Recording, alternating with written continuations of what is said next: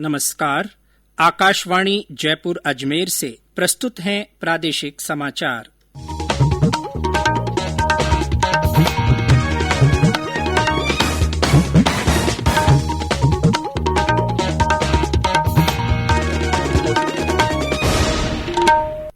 मुख्य समाचार। देश विदेश में अंतर्राष्ट्रीय योग दिवस मनाया गया। प्रधानमंत्री नरेंद्र मोदी ने कहा, योग समग्र स्वास्थ्य और सुखी जीवन शैली का मार्ग। प्रदेश में योग दिवस पर कई कार्यक्रम आयोजित। संस्कृति मंत्रालय की ओर से 4 स्थानों पर योग और सांस्कृतिक कार्यक्रमों का आयोजन। केंद्र सरकार ने 18 साल से अधिक आयु वर्ग के लोगों को मुफ्त कोविड वैक्सीन लगाने के लिए आज से अभियान शुरू किया। स्वास्थ्य विभाग ने कोविड टीकाकरण के सुचारू प्रबंधन के लिए दिशा निर्देश जारी किए। गांव-गांव में टीकाकरण शिविर लगाए जाएंगे। और मौसम विभाग ने पाली, सिरोही, राजसमंद और उदयपुर जिलों में कुछ स्थानों पर भारी बारिश की संभावना जताई। अगले 48 घंटों में कई जिलों में बारिश के आसार।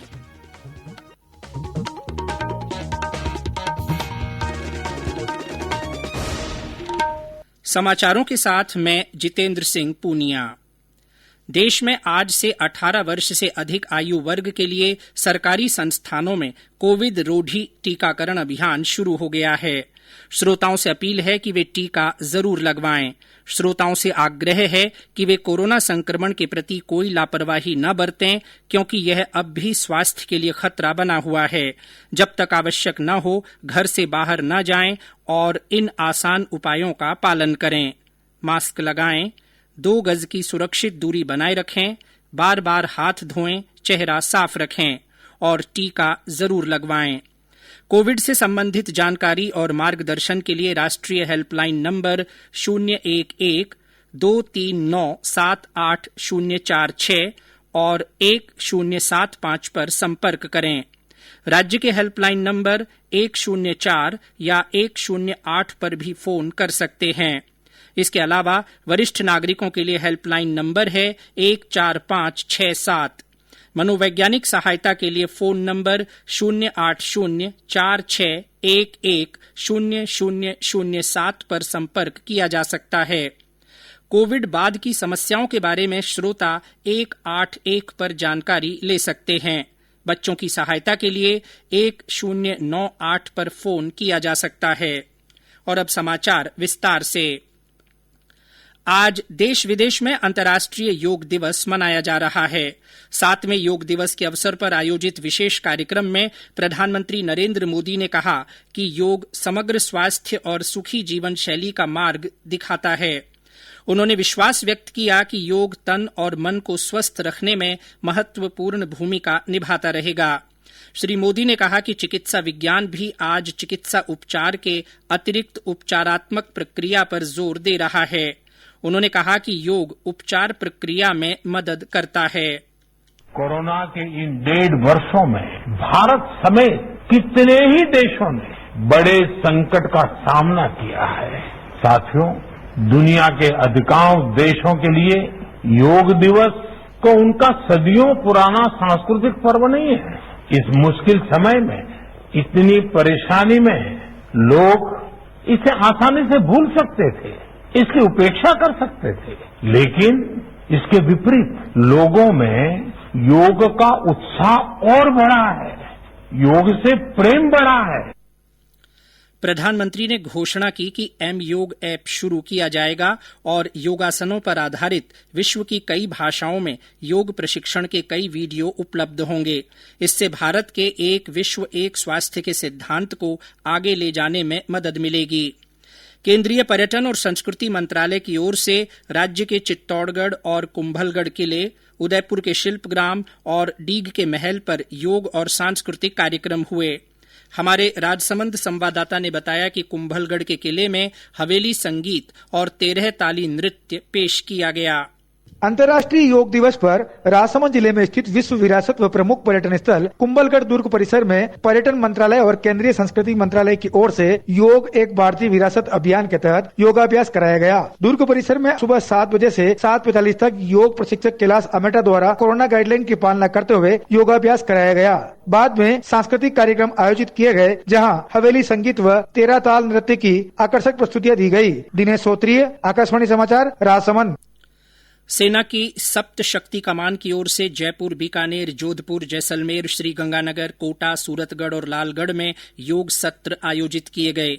जैसलमेर में सीमा सुरक्षा बल के जवानों ने रेत के धोरों में योगाभ्यास किया। मुख्यमंत्री अशोक गहलोत ने योग दिवस पर कहा कि रोजमर्रा की जिंदगी में योग अपनाना चाहिए। भारतीय जनता पार्टी के प्रदेश अध्यक्ष डॉ सतीश पूनिया ने उदयपुर में योग कार्यक्रम में भाग लिया और कहा कि भारत की संस्कृति की अमूल्य विधा योग सालों से दुनिया का कल्याण कर रही है।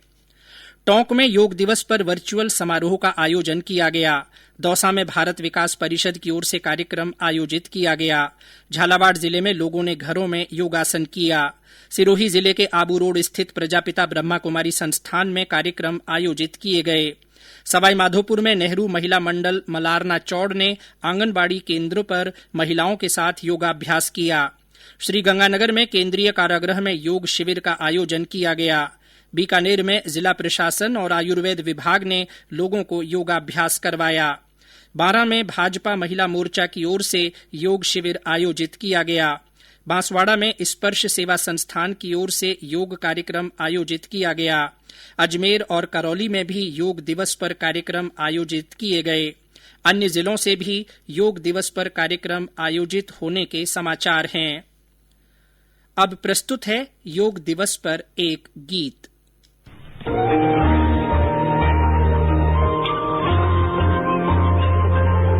सूर्य तुझे नमस्ते, धरती तुझे नमन, शुक्रिया वायु तेरा, धन्यवाद गगन।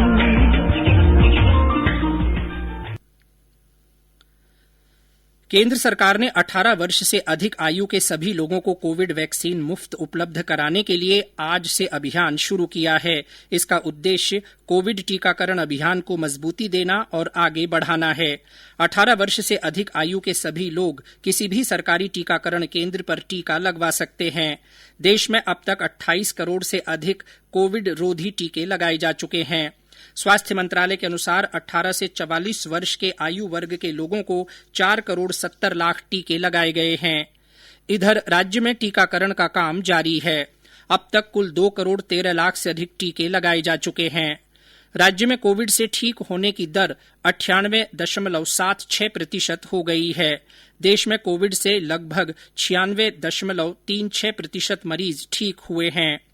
जयपुर जिले में पिछले 24 घंटों में कोरोना के 26 मामलों की पुष्टि हुई है। इस बीच स्वास्थ्य विभाग ने कोविड टीकाकरण के सुचारू प्रबंधन के लिए आज विस्तृत दिशा निर्देश जारी किए हैं।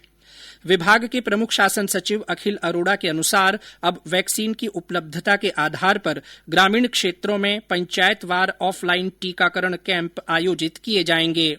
जिन पंचायतों का क्षेत्र बड़ा है वहां ग्रामवार या वार्डवार कैंप आयोजित किए जाएंगे। टीकाकरण के लिए बीएलओ द्वारा पहले से टोकन वितरित किए जाएंगे तथा टीकाकरण के लिए बुजुर्ग, महिलाओं और दिव्यांगजनों को प्राथमिकता दी जाएगी। इसी तरह शहरी क्षेत्रों में विभिन्न व्यवसायों, उद्योगों और कार्यालयों में विशेष कैंप आयोजित किए जाएंगे। शहरी क्षेत्रों में सभी चिकित्सा संस्थानों में भी टीकाकरण सत्र आयोजित किए जाएंगे।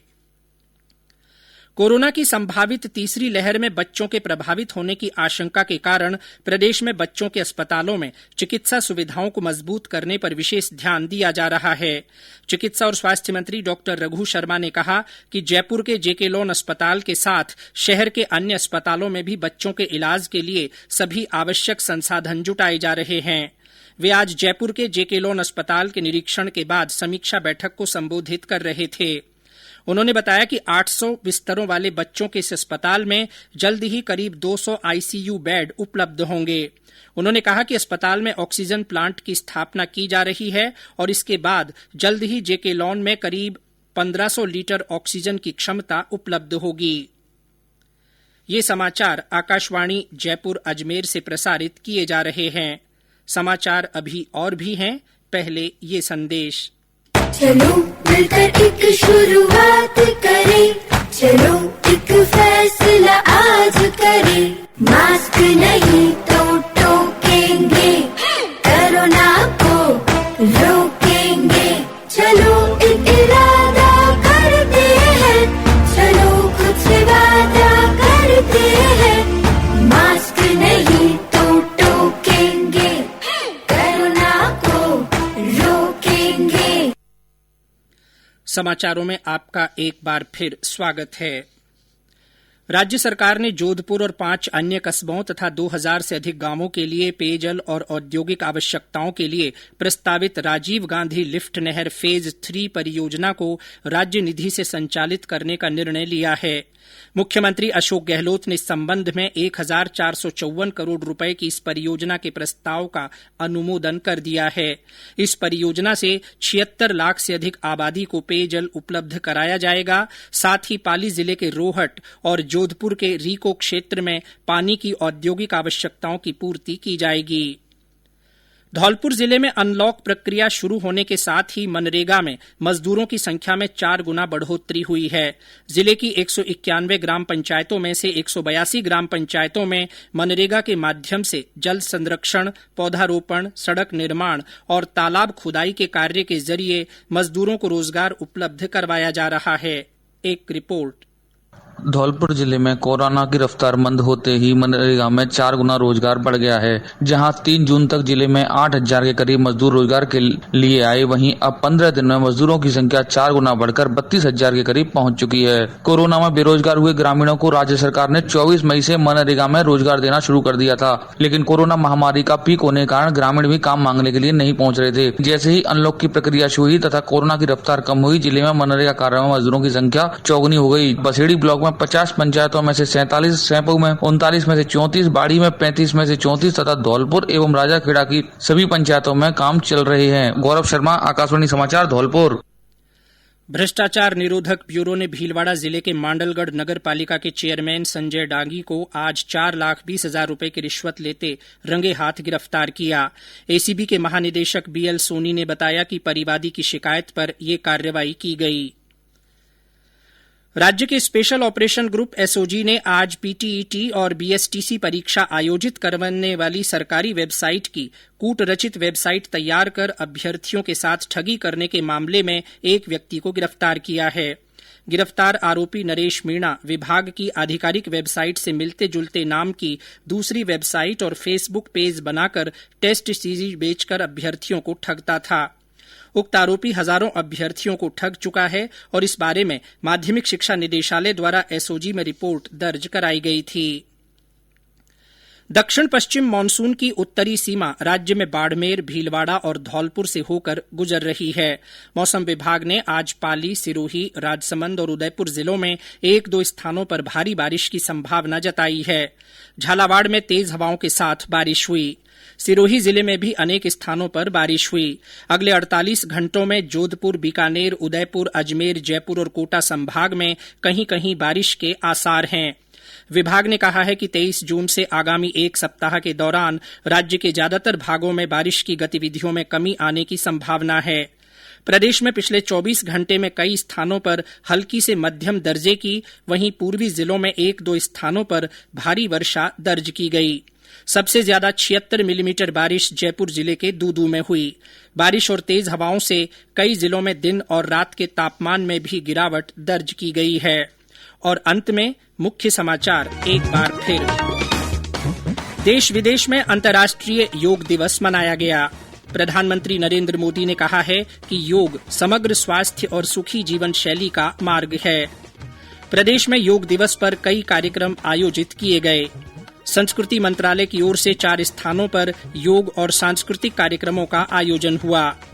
केंद्र सरकार ने 18 साल से अधिक आयु वर्ग के लोगों को मुफ्त कोविड वैक्सीन लगाने के लिए आज से अभियान शुरू किया है। स्वास्थ्य विभाग ने कोविड टीकाकरण के सुचारू प्रबंधन के लिए दिशा निर्देश जारी किए हैं। गांव-गांव में टीकाकरण शिविर लगाए जाएंगे। और मौसम विभाग ने पाली, सिरोही, राजसमंद और उदयपुर जिलों में कुछ स्थानों पर भारी बारिश की संभावना जताई है।